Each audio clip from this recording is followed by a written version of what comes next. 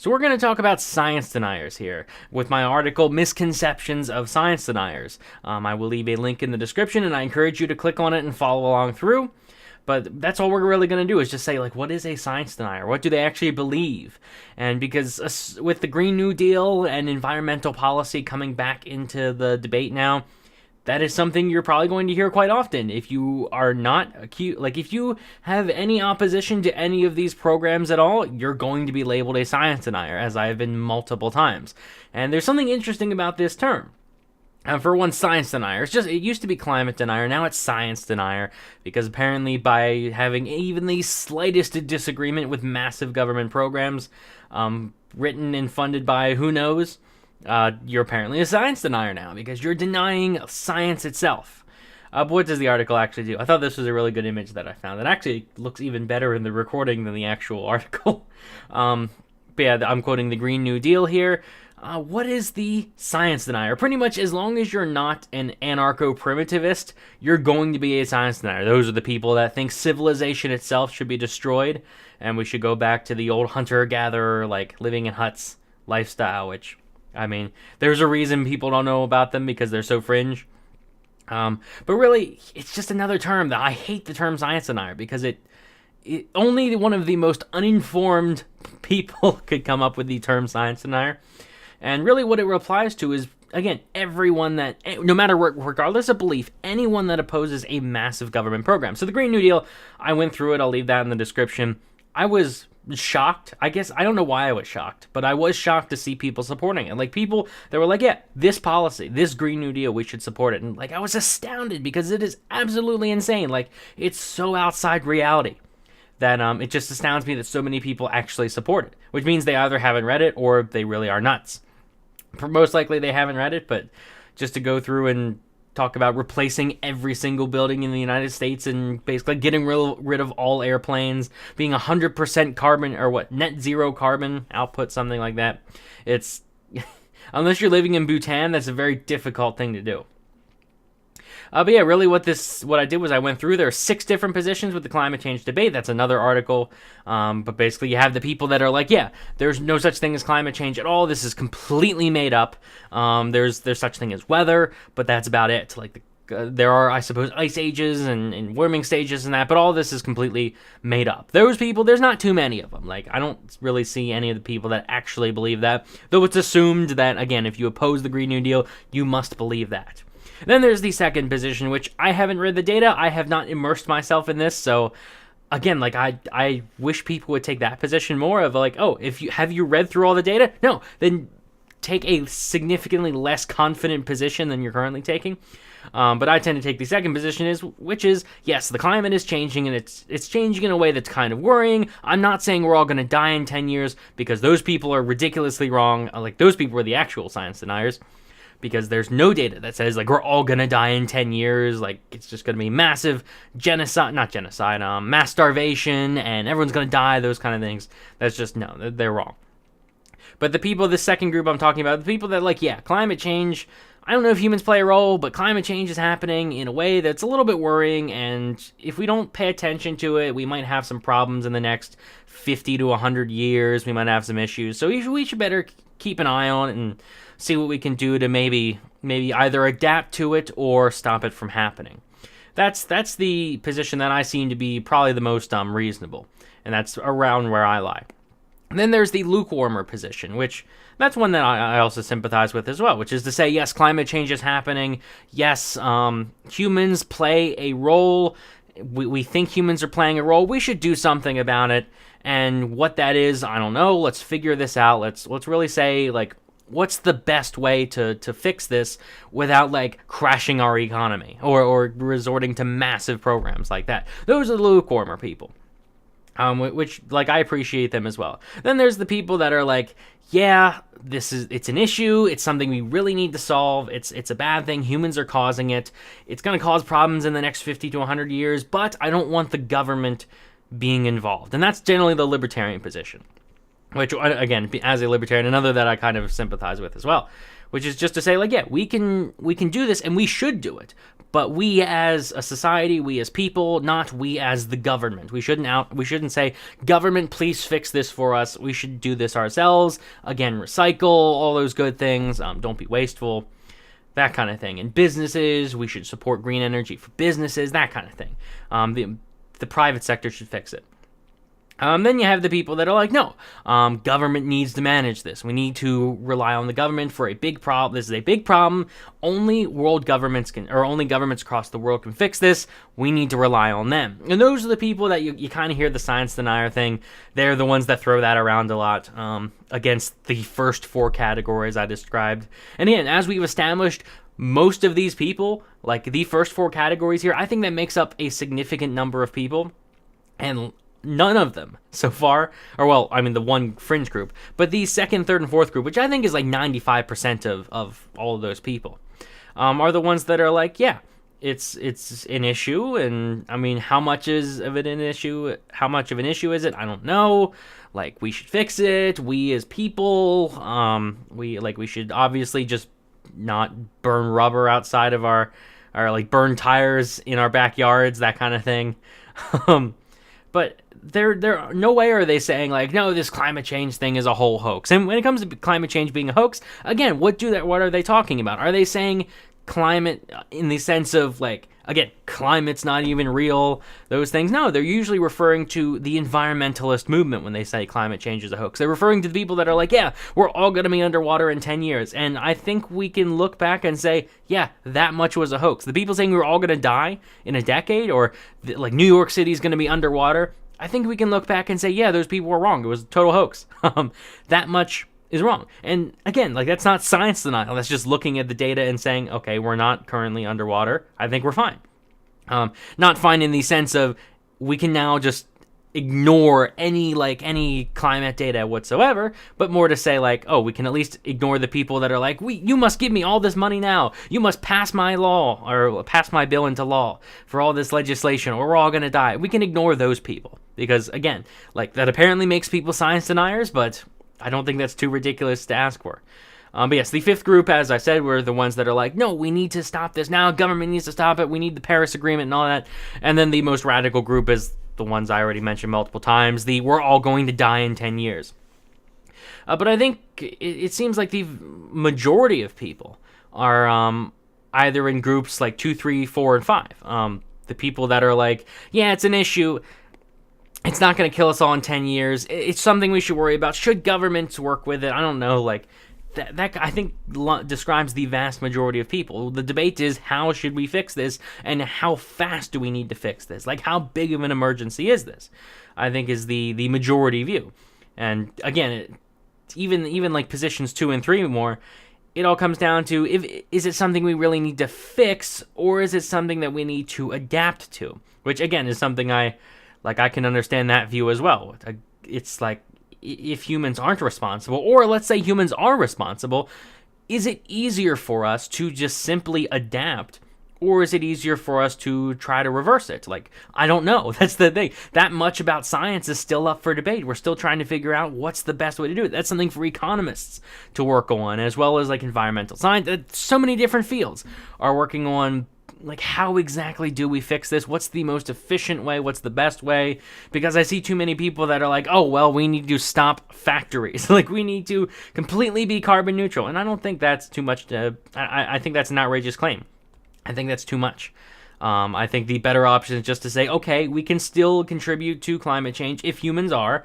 We can continue doing that, but we need to keep an eye. We need to we need to just take in all the costs and benefits and find out where that is. And the reason I'm so wishy-washy about not finding a specific role or specific position is because, again, there's so many different views, and I haven't read all of the data, but it seems to be that we haven't come to a set conclusion here. That is still very much up for debate. And I think anyone that's like, no, the science is settled, I gotta wonder, like, what they're looking at. I see far too many people saying, well, no, actually, I see far too many economists and climate scientists saying, well, no, this is actually, we're still kind of figuring this out. Like Robert Murphy, I believe, does he's an economist. He does research here and there onto, like, exactly how do we solve this. And that's really, again, it's something that we need to decide. But all of these people are labeled science deniers. And as we can see, as I just explained, that does not seem to be the case. Like the science denier label is applied to like pretty much everyone that doesn't think we're all going to die in 12 years. The one thing I referenced in my article was Paul Ehrlich, who predicted that the world would be experiencing mass starvation by the year 2000. Needless to say, he was a bit off, just a little bit. But here, actually, later in the article, towards the end, I do have an example that I think sums up this whole thing, like a hypothetical scenario that really sums up the whole, like, why people are climate skeptics. That's the better term. That's the term that most of these people actually refer to themselves as, like climate skeptics, which, again, skeptics is a good thing. I had nothing against that. Like, good for those people. Be skeptical of pretty much everything. But here's our hypothetical scenario. Imagine a charity. Just imagine a charity. They're collecting donations to provide food and shelter for the homeless. They're going door to door, or they have people going to door saying like, hey, would you like to donate $10, $20, something like that to help the homeless people? And I think most people, probably myself included, who knows? I think most people would just be like, sure, here you go. Like, someone shows up at their door, they ask for money. If they're willing to donate, they'll probably just be like, yeah, sure, here's $10. I love to help homeless people. And I'm thinking that pretty much every human being on planet Earth is like, well, the vast majority of people are like, yeah, I'd love to help people in need. That's pretty much everyone's like, sure, let's help people in need. But of those people that are like, of those people that they go to the door and say, do you want to donate? Some of those people will be a bit more skeptical. They'll say, well, like, what charity are you from? Can you tell me about your charity? Like, how much of this, what can I look it up quick on Google? Can I go to your website?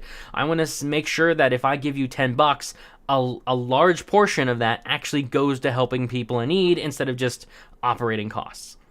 So let's say so a few people ask that, and the person going door to door for their charity basically says, oh, well, it turns out, like, here's our data. Turns out actually only, assuming they don't outright lie or hide the truth, if they were being completely honest, they would say, well, actually only 10% of the money you give us will go to helping the homeless people. The other 90% is just to cover overhead costs, and that it's really expensive to run a charity, and we actually helped 6 homeless people last year. It cost us, we were able to bring in $5,000 in donations. We were able to help 6 homeless people. We were able to get each of them a meal. We didn't get them out of homelessness, no, but we got each of them a meal. And that's essentially what it looks like. That's essentially, to summarize, that charity is not doing very well at all. Like, they're not helping people. They're not doing very good. It's just a all-around bad charity. And if it's not a scam, it's just pretty awfully run is the best way of putting it. But that's pretty much it. They're saying like, hey, you want to help the homeless, but this is a really bad way of doing it. In fact, there are other better ways of doing it. There are other charities out there. You could do it yourself. Like, you could volunteer at soup kitchens and all that stuff. But essentially what happens is you have these skeptical people saying like, oh, well, I'm not really going to donate to you because you've shown that your charity isn't really effective. In fact, here's 5 other ways that I could help these people in a better way. And in fact, half of them will then go off and donate to those other charities, and they're going to refuse that one. And they're going to say, well, I'm just not going to give to you because I'm not going to support your charity because you're not a very good charity. Now, what's going to happen? Well, you're no doubt going to have people saying, well, these people deny homelessness exists. They're homelessness deniers. They don't care about the poor. They don't care about the needy. They don't care about the homeless. Because look, see, that person didn't want to donate to this charity. Look at that. They're clearly evil. They clearly don't care about anyone. They're denying that there's even a problem. They're claiming that homelessness doesn't exist at all. Like, now, obviously, that sounds ridiculous because, as the person explained, it's like, no, I am concerned about this issue, but I don't want to donate to an organization that's not going to be effective. I want to donate to someone that's really going to take my money and use it to help people. It's just because I'm opposed to this one specific charity doesn't mean I'm opposed to the idea of helping poor people. That's essentially the analogy we're using here. But it's not too far off from what happens with climate change. It's like, hey, we need to solve climate change. Climate change is a thing that needs to be solved. So they go around and they're like, okay, well, here's a big government program called the Green New Deal. Here's carbon taxes. Here's the Paris Climate Accord. Here's all of these really massive, expensive programs. Here's these systems that haven't really been proven to work. Here's these things where, give us money and we'll fix it, and we don't really have a good record of fixing it, but give to us and I promise we'll make it work. And obviously, you're going to have people saying, no, well, I think it's an issue. I think it's something that, like, I think helping the environment's a good thing. Pretty much, again, every human being, whether even the people that are like, yeah, climate change, there's not a problem, whatever, we can just completely keep putting out all this CO2 and it's not going to be a problem. Even those people are like, yeah, I mean, sure, we should take care of the environment. Like, we should recycle, we shouldn't litter. Everyone's pretty much behind that. And yet, as soon as they oppose like this massive government program that claims to be a solution of the problem, all of a sudden they're science deniers. Which, again, that's the issue that's happening here. If you're someone that really cares about helping the environment, don't just be like, oh, everyone that disagrees with me is a science denier. That's not how it works. Like, that's not what's going to happen. That's not how you help people. In fact, you're making it a lot worse because, again, if you're saying, okay, well, we want to save the environment, and here's the Green New Deal. It's basically socialism.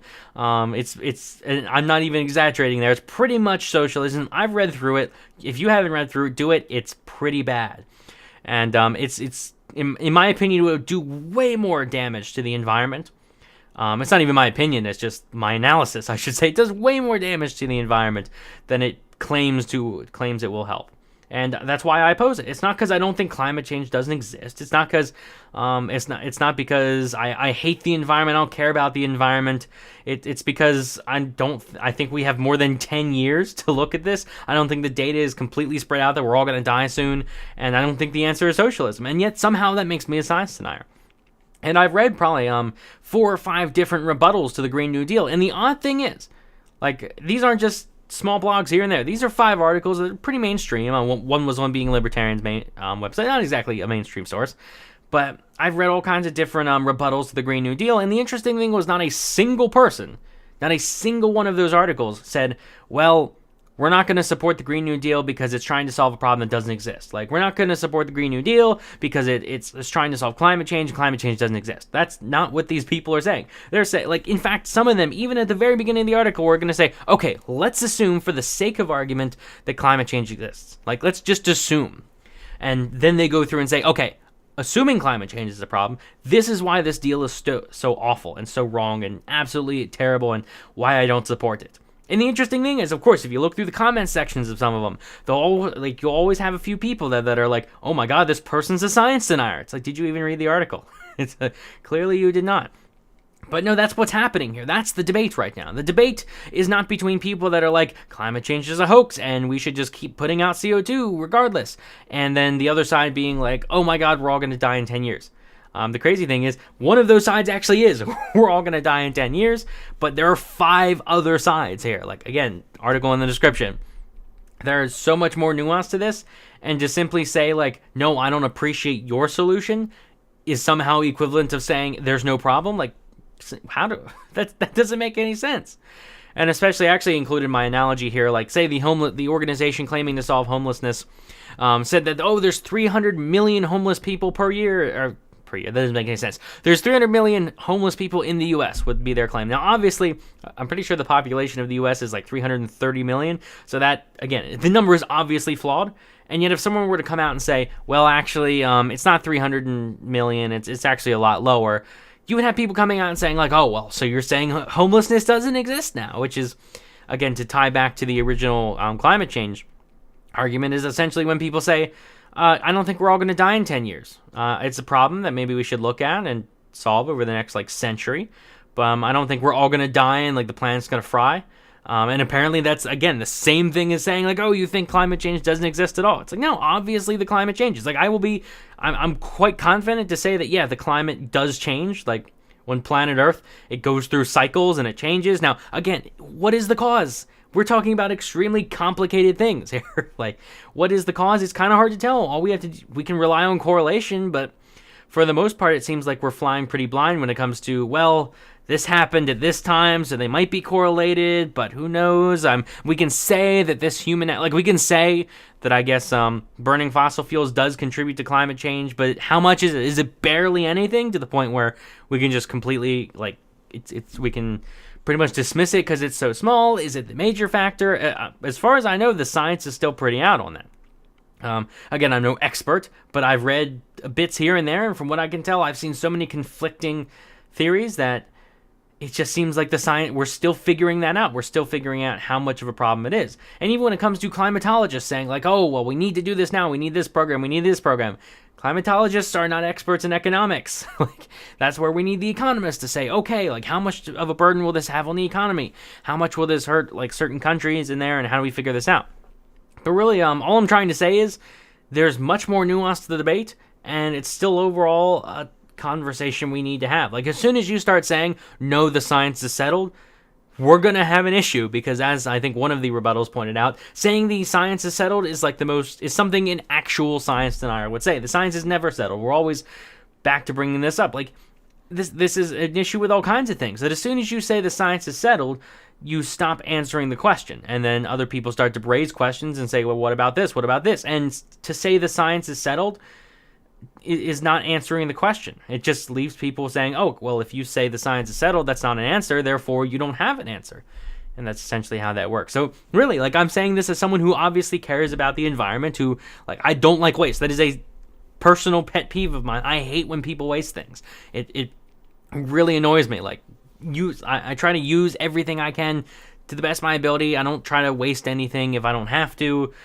I'm overall pretty good when it comes to the environment, to just not wasting things. And here I see all these people who are free, like, completely glad to just waste things, and just, like, don't care, like, could care less about actually, like, being responsible and not wasting material. And then as soon as it comes to, like, as soon as they find out I disagree on a massive government policy, all of a sudden I'm the person that's part of the problem, part of the person that, or part of the reason that the environment is being destroyed.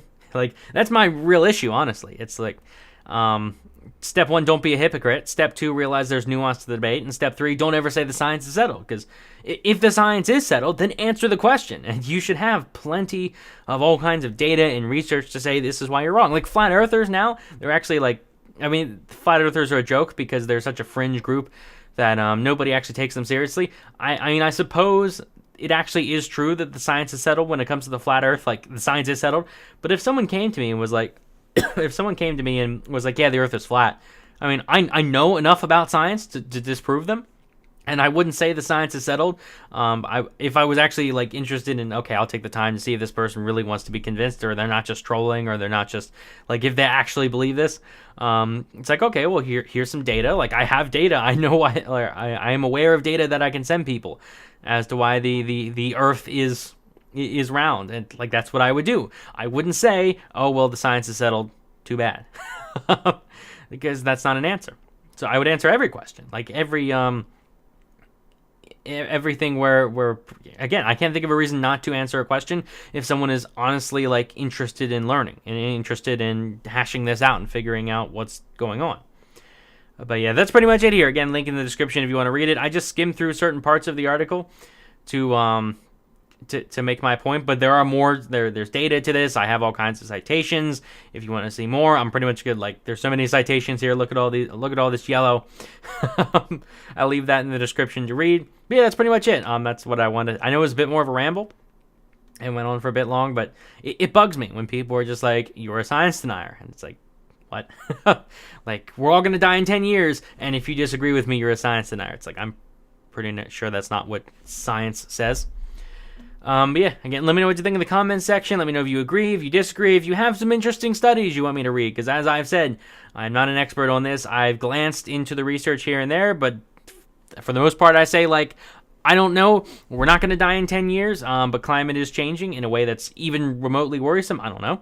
But if you want to send me some articles and stuff, again, like, there will no doubt be people watching this that will have strong opinions. So leave some articles in the description. I'll try to make sure the spam filter doesn't kick you all out if it's certain links. But I like, post some stuff for people to read if you're someone that has data here. But overall, yeah, like the video if you enjoyed, subscribe for more, and thanks for watching.